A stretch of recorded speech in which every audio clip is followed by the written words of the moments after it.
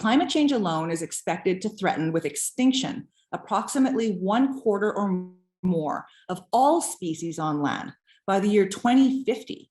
So 25%, 1/4 of all species on land by 2050, that is less than 30 years away.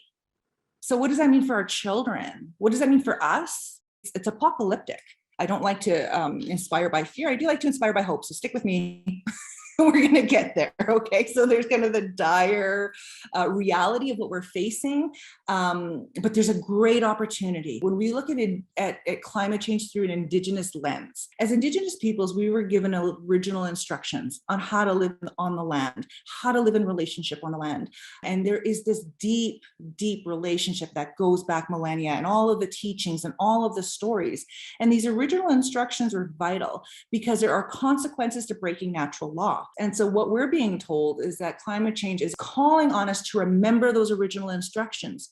So why am I talking about Indigenous food sovereignty, specifically to a group that may not be primarily made up? Well, because around the world, we all have those original instructions on how to live within those ecosystems that will require us to remember and to live in right relationship again.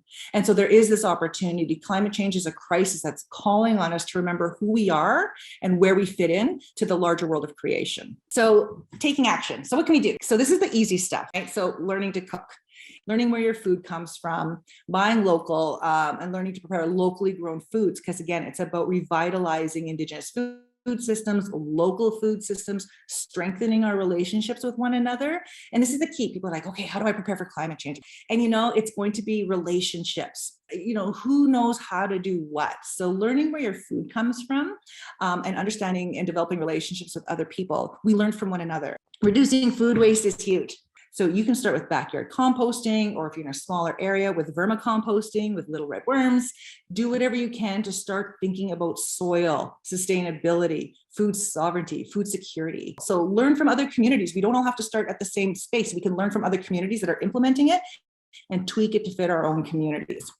Find out who owns the land and who has access to it and control over it.